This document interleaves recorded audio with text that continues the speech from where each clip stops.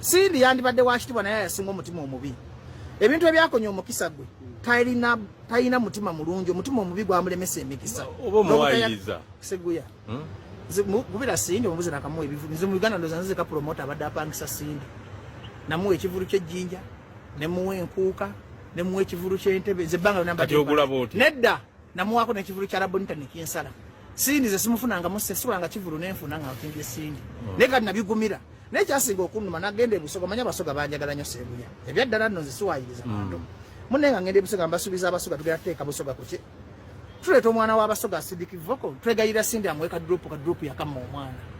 ng'ovudde ku ekyo nze kennyini mugula ku kivulu ky'omwaka oguwedde e Busoga nabyogedde dda bino abantu babikoze eki mbadde saagala mwaba mumbuuziza kati mukatona mugula omukazi yanyima drop paka kudde drop yagimpanga ekivulu kyaliro nga terina mugaso n'atuuka ku kivulu ssaawa 8 naye yagikuwa nga olunaku lwa leero ng'ekivulu kyali kunejjako kwololo ennyini n'ekivulu nkirangidde emyezi egyo ababbize yakulira n'abayimbi Seguya manyi bannayuganda bano bamala kwekola ne bajjukira okukola ki Seguya nze ngambye bannayuganda kati gwe muntu yenna agamba nti bajjo ndi wa mutima mubi oba ndi mubi pangisa akakazi akolona ofuna ssente mpuliza buli waliwo watandikidde mbadde nkugamba tunadde anti onzijayo mbadde nkugamba nti simuwalana ate yalu nalimulabe ng'agamba no weapon sali prosper against me but it's no weapon formed against me. To my dear viewers, Sindi herself, she's the weapon ye weapon kenyini ye yerwanyisa ekisoka yetekako erinnya lya Kabaka King ekyo kisiraani era buli muntu yeeyita King abayandibadde international Katonda amussa bino ebintu bya mwoyo tosobola kweyita kabaka ab'omu ng'ali mu mateeka nga kabaka waffe Ronald Muwenda ki tosobola kweyita Katonda tosobola kweyita King ebyo ebitibwa ndi Mukama Katonda wa bujansi banki wagambye mbayimbi okuwa ekitiibwa Sebatta mwali ate naye yeeyita Lodi naye yakyejjako yagende wa Pastor Kakandi n'akyejjako Sebatta kyali Lodi ayinza n'okukusiba ng'okimuyita buli oweetekako ekitiibwa my Lord his worship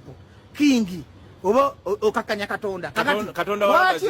omuyimbi wa kati oyo naye yayiga ndoza naye yakyejjako akyakyeyitaziza bafana simanyi kati Seguya goli investigative journalist nonyereza buli muyimbi yeekokerako ebitiibwa bya Katonda oba ali bulungi kakati kino kimufuula upcoming ate bwe yamanye yantegedde ndako tineyise Katonda King n'agamba kambe n'omutima omulungi ati asidikivoko lyo omwana omuto gwe tuzimba obuzimbi omumma otya drop gambye abayimbi abasinga ebyejo abatali hard working abyejo nga Lutalo Ntondo Lutalo ayina entondo alinga omugenzi Paulo Kafeero Lutalo ayina entondo saamunenya ngeri gyakulira enyeruweero ekisimunenyeza ayina entondo wakwegendereza ate kakati ekyo sijja kikola tetujja kukola bwe tuti kati Kafeero bwe yakola naye nga bwakwagala aba akola ki akwagala yasooka okukola show nga takoze yakola atya yajja ku deviate nga nakabba school fees watananiza okuyingira emego nabba school fees tata namulimba otandika okukola bwa promoter namulimba ntingenda kufuuka tata yali yafaama nyingi ngenda kufuuka dokita kati amala okumpa school fees no yabitex twamukubira nga twagala omubbako ekyapa misa yatugaana twali tugenda kufera tata tumugyeko ekyapa kakati mune Lutalo yanyimbirako ku bwereere Maureen nantume wakati nantume namukolera bingi nnyo simutwala naye akale yaliwo okwo naye namuwaayo okwo biseera ebyo tusente Kenzo abayimbi be natandika nabo yani omulala Bebe Cool oyo kimanti muyimbi yasooka okumpa ku bukadde 15 nagenda ku Carlsberg ndi mufunira sponsor netugenda ku Darling nampaaki Bebe Cool yali mukwano gwange naye mutima mubi nze bw'olabanga njalukanye n'omuntu ompulira bulungi manya ntoyika ekikyamu Lutalo tetuwangadde emyaka tugenda mwadi naye Bebe Cool talimba okimanyi naye asuddiya kati kankola gesi bayita Bebe nga yakakulaba omuggyako n'ennyonyi akakakati gwe ngenda kufuula mugagga gwe kakati gwe olaba gwe